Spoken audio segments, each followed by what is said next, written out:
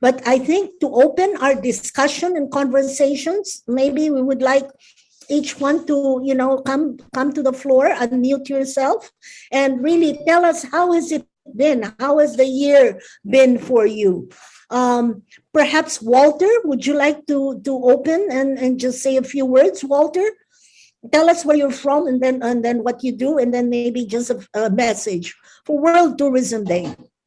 Thank you very much. First and foremost, let me appreciate the excellent organization of this platform, as usual, by Eugen Steinmetz.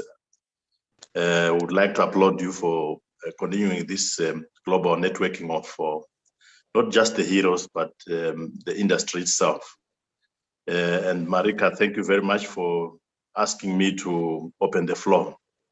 I have very little to say, except to say that we are being called upon to defend our legacy.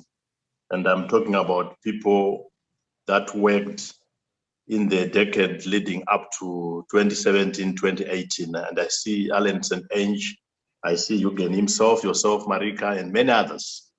We established a legacy of openness in the tourism sector, a legacy of openness, a legacy of destination accessibility and connectivity, and everything that we did up to the decade 2017, 2018, when most of us left executive deployments from our governments, was premised on opening up destinations. And there was no formula for the growth of this sector except that you simply had to connect destinations, you had to open them up and receive tourists, and then obviously from their spend, you compute your earnings.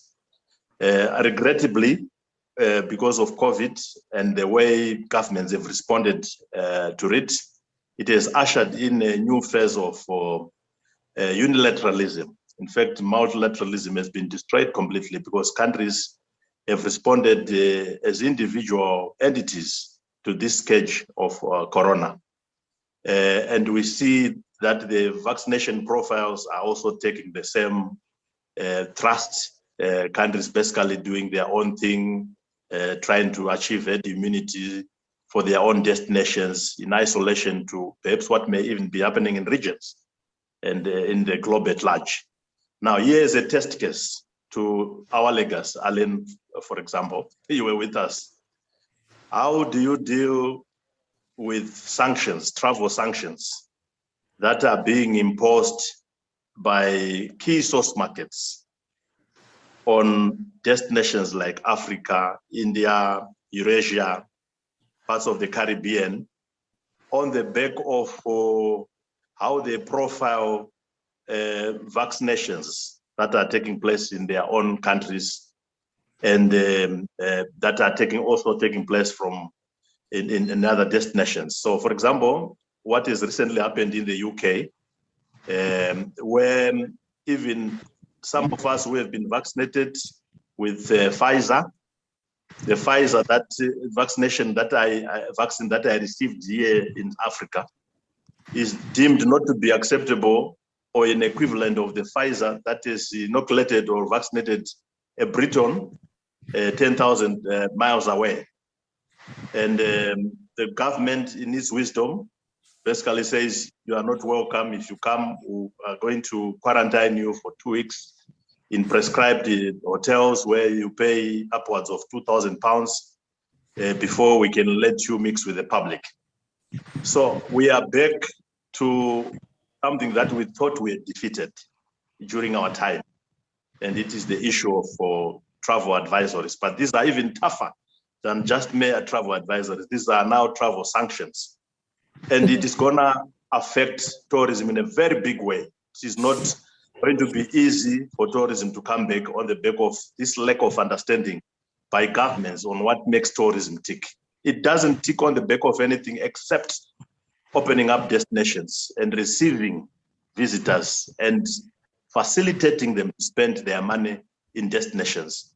But if leader nations like the UK are unable to understand the impact of these actions, unilateral actions, on the economies of other nations, and if they don't understand also that reciprocity, which we also fought against during our time, we said no one should slap a retaliatory action on a country that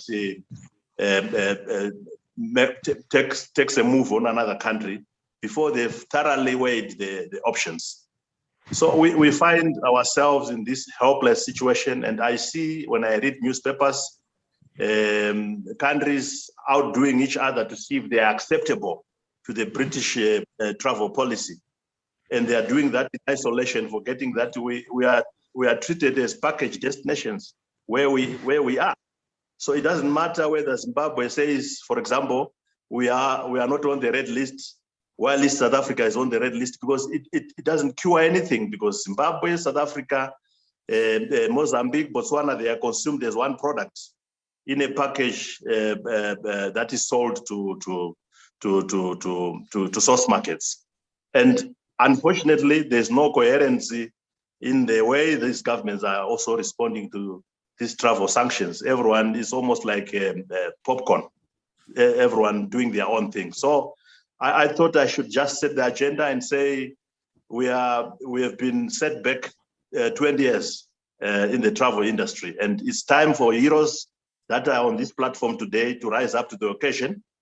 And because we are not competing unnecessarily, we are seasoned practitioners, we can get together as heroes and make a plea that is understood at the highest level globally on the impact of these unilateral actions and sanctions on travel. I thank you. No, Walter, fantastic observation, and you're so right. I mean, this world isn't built equal. When I see in our own country here in the United States, we've got plenty of Pfizer and Moderna vaccine, and many people don't want to take it, while people in your part of the world are struggling to get access to it, and the travel industry has to continue. I mean, we cannot be locked down for the next 15 years. So we have to find and go to step two. I fully agree with you.